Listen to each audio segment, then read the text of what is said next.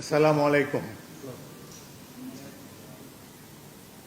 গণপ্রজাতন্ত্রী বাংলাদেশের সংবিধানের 50 অনুচ্ছেদের দফা 3 অনুযায়ী মহামান্য রাষ্ট্রপতি জনাব মোহাম্মদ শাহাবুদ্দিন তার স্বাক্ষরযুক্ত পদত্যাগপত্র আজ 24শে জুলাই 2026 9 শ্রাবণ 1433 তারিখে রোজ শুক্রবার অপরাহ্ন 5টা 1 মিনিটে আমার নিকট পদত্যাগপত্র দাখিল করেছেন।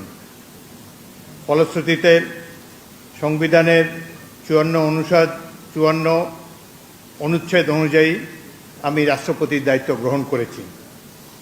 পদত্যাগপত্রটি আমি গ্রহণ করেছি এবং জাতীয় সংসদ সচিবালয়ের রেকর্ডে সংরক্ষণ এবং প্রয়োজনীয় প্রশাসনিক কার্যক্রম গ্রহণের জন্য নির্দেশ প্রদান করা হলো।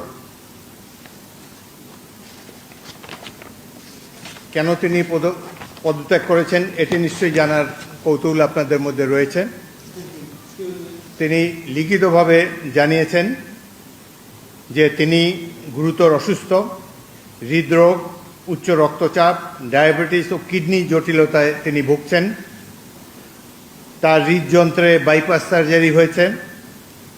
ইদানিং স্বাস্থ্য পরীক্ষার অটোনমিক নিউরোপ্যাথি নামে রোগ শনাক্ত হয়েছে। এই রোগের কারণে তিনি মাঝে মাঝে অচেতন হয়ে পড়েন। এসব রোগের প্রাদুর্ভাবে এবং শারীরিক ও মানসিক অসমর্থতার কারণে রাষ্ট্রপতির মতো গুরুত্বপূর্ণ সাংবিধানিক পদের দায়িত্ব পালন করা তার পক্ষে সম্ভব হচ্ছে না। তার দীর্ঘমেয়াদী চিকিৎসার প্রয়োজন। এই কারণেই তিনি স্বাস্থ্যগত কারণে পদত্যাগ করেছেন এবং বাংলাদেশ জাতীয় সংসদের স্পিকার হিসাবে এই পদত্যাগপত্র আমি গ্রহণ করেছি।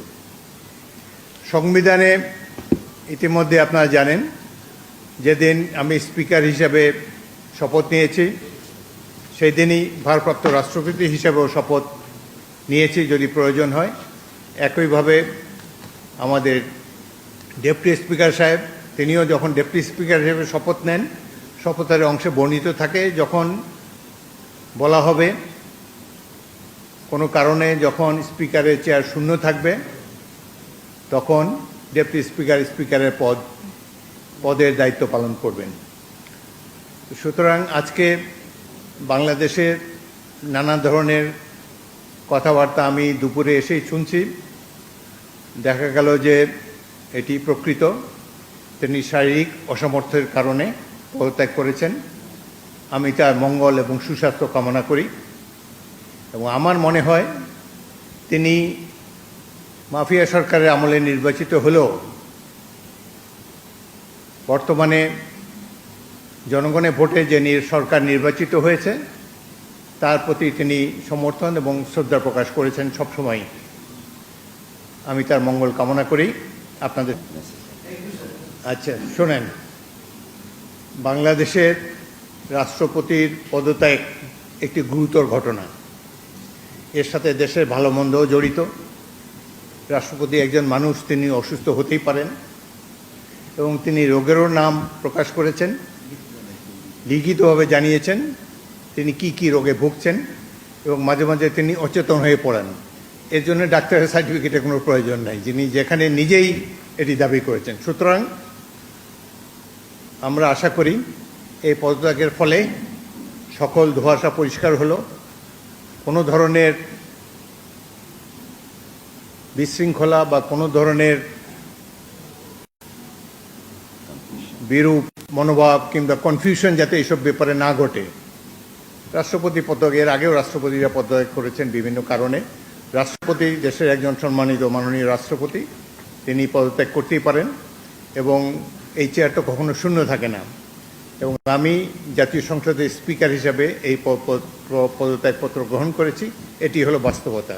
আশা করি সকল ধরনের কনফিউশন এখন থেকে দূর হয়ে যাবে। আপনাদের সবাইকে অসংখ্য ধন্যবাদ। স্পিকার হিসাবেও দেখেছেন, এর আগেও 40 বছর ধরে রাজনীতি করছি। আমি সরাসরি কথা বলতে অভ্যস্ত।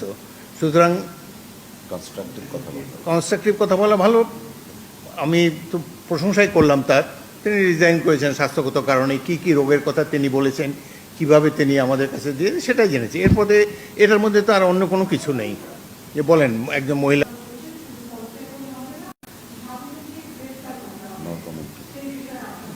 এ ব্যাপারে আমার কোনো মন্তব্য নাই। একটি গুরুতম সলেম অকেশন, দেশের রাষ্ট্রপতি পদত্যাগ করেছেন। Let us do justice to him. Thank you very much.